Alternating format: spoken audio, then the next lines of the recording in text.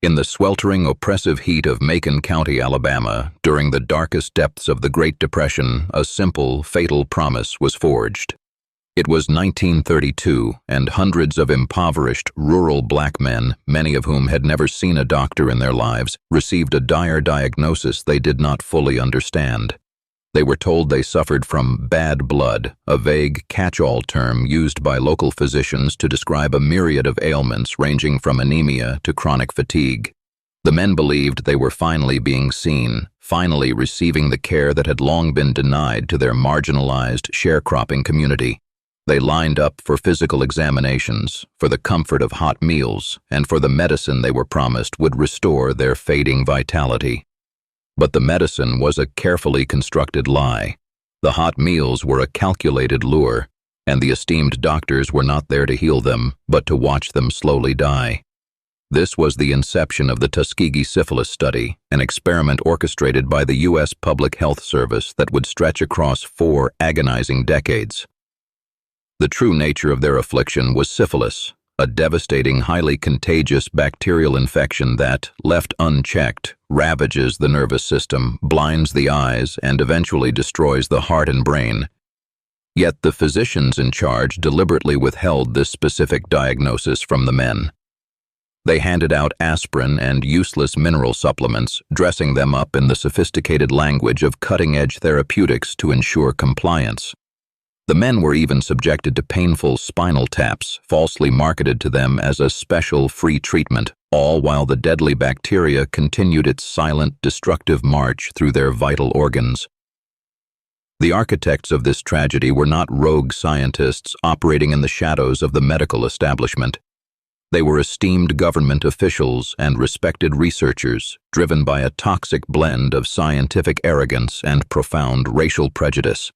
Historical records confirm that the researchers harbored deeply racist assumptions, operating under the baseless, bigoted theory that the disease manifested differently and less severely in black populations compared to white ones. They sought to document the natural progression of untreated syphilis, prioritizing a morbid, clinical curiosity over the fundamental, sacred duty of a physician to do no harm. In their meticulously kept clinical notes, the immense suffering of these men was reduced to mere data points, stripped entirely of humanity, dignity, and grace. The deception deepened significantly in the 1940s with the arrival of a medical miracle that should have ended the experiment immediately and saved countless lives.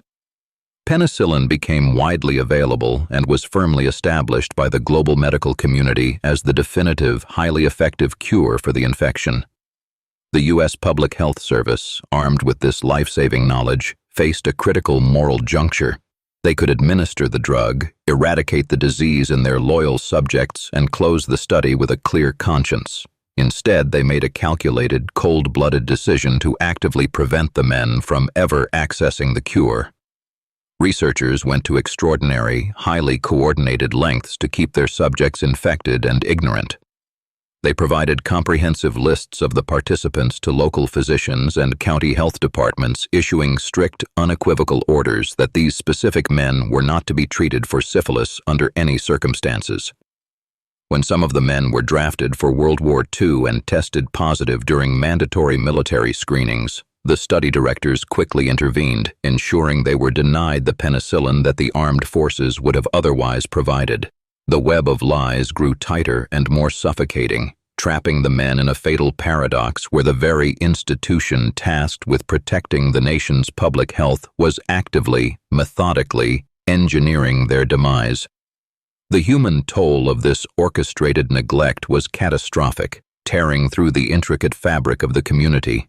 Wives contracted the deadly disease from husbands who had absolutely no idea they were contagious, turning the marital bed into a site of unseen transmission.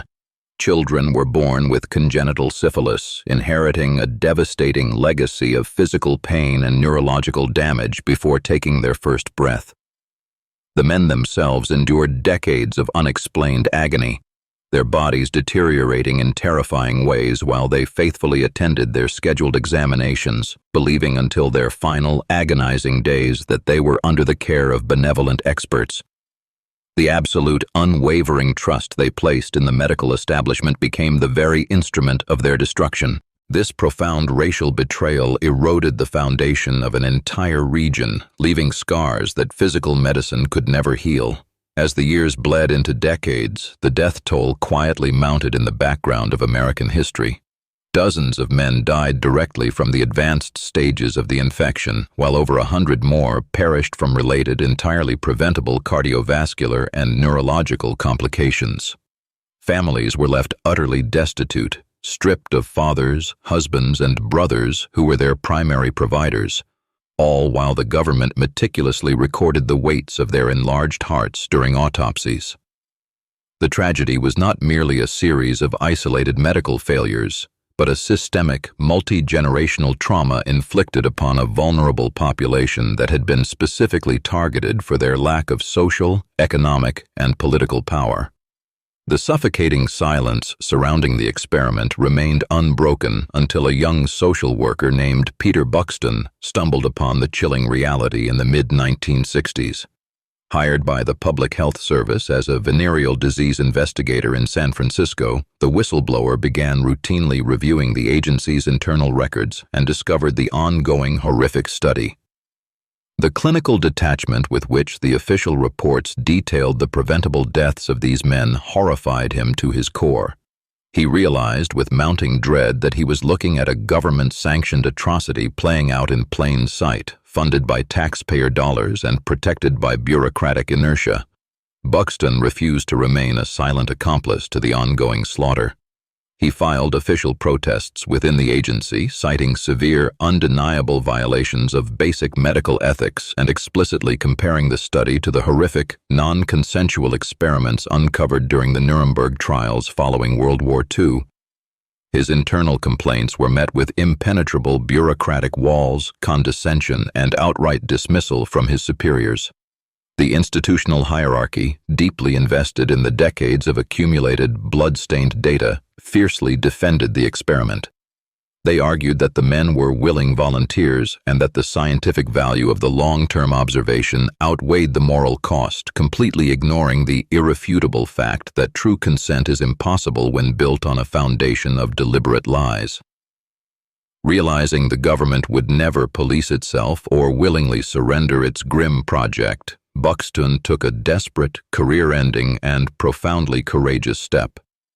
In 1972, he leaked the expansive documentation of the story to Jean Heller, a relentless investigative reporter for the Associated Press. When the explosive article hit the front pages of newspapers across the country, the national response was instantaneous and filled with visceral outrage. The American public was suddenly confronted with the undeniable, documented proof that their own government had intentionally allowed hundreds of its citizens to suffer and die from a perfectly curable disease. The carefully constructed facade of the benevolent, objective medical researcher shattered overnight, replaced by a terrifying image of institutional cruelty. The immediate fallout was a chaotic whirlwind of public outrage, emergency congressional hearings, and frantic defensive damage control from health officials.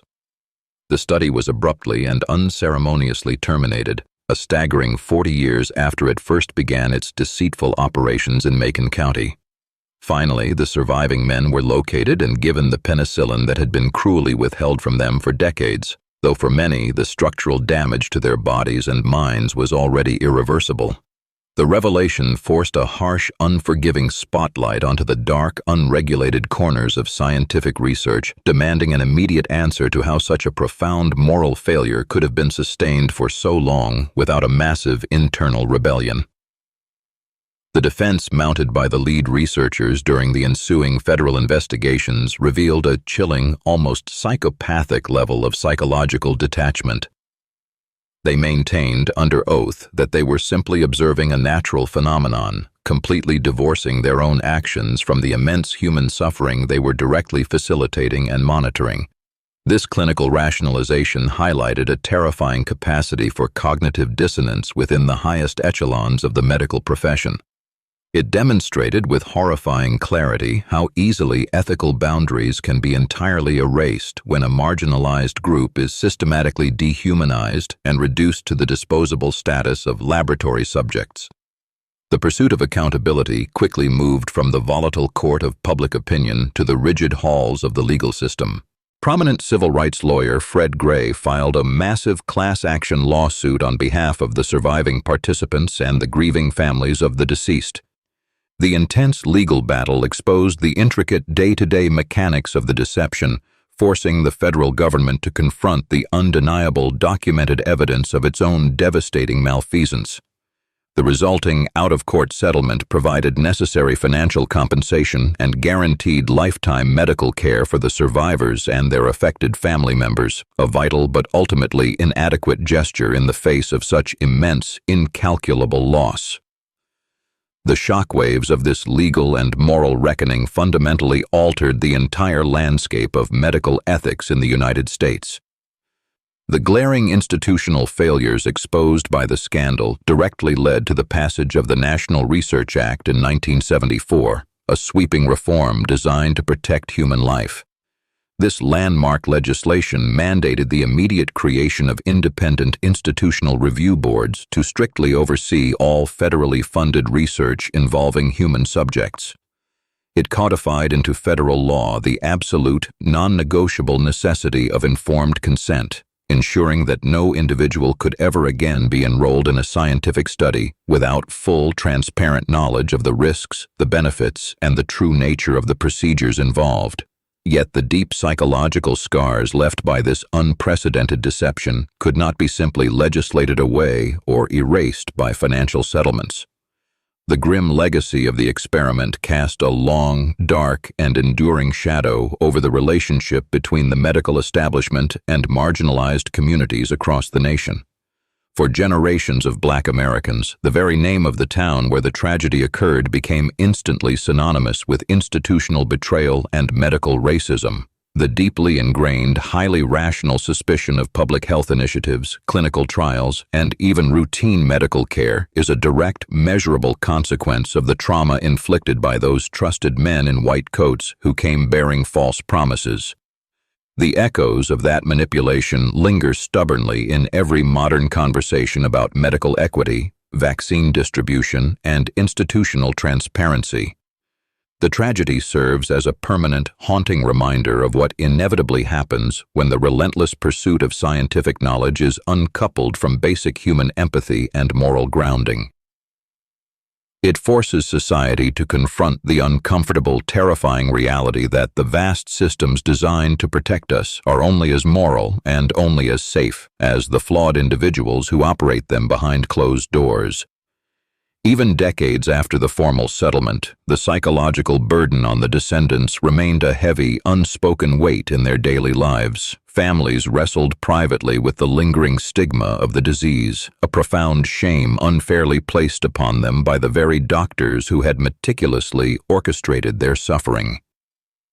The dominant historical narrative of the study often focused heavily on the clinical details and the timeline of the deception, inadvertently silencing the deeply personal, quiet grief of the widows who watched their husbands wither away and the children who grew up in the suffocating shadow of an insidious, government-sponsored secret. The mechanics of the affinity fraud at the heart of the betrayal were particularly insidious because they relied heavily on trusted local intermediaries to maintain the illusion of care. The government deliberately employed a local Black nurse, Eunice Rivers, to act as the primary friendly liaison between the distant researchers and the men of Macon County. She was a deeply trusted figure in the community, a familiar, comforting face who provided transportation, hot meals, and a sympathetic ear during their darkest moments. Her complex involvement highlights the tragic, nuanced ways in which individuals can be systematically co-opted by corrupt institutions, becoming unwitting, manipulated instruments of profound harm against their own people. The formal, national acknowledgement of this profound wrong took an agonizingly long time to materialize in the halls of power. It was not until 1997, a full 25 years after the study was finally exposed to the world, that the United States government offered a formal, unequivocal presidential apology. Standing before the few remaining elderly survivors, the president openly admitted that the government had orchestrated a study that was so clearly racist and so profoundly morally bankrupt that it could never be justified by any scientific metric. The solemn words offered a necessary measure of historical closure, but they could never rewrite the decades of suffering or bring back the lives stolen in the name of progress. Ultimately, the story of this medical atrocity is not just a closed chapter of dark history, but a continuous, urgent warning for the future of medicine. It demands constant, unwavering vigilance against the slow, silent creep of unethical practices disguised as scientific necessity or public good. The unmasking of this deception forces a permanent, uncomfortable reckoning with the immense power dynamics inherent in modern healthcare. It stands as a chilling testament to the devastating generational power of shattered trust and the enduring vital necessity of the relentless, uncompromising pursuit of truth.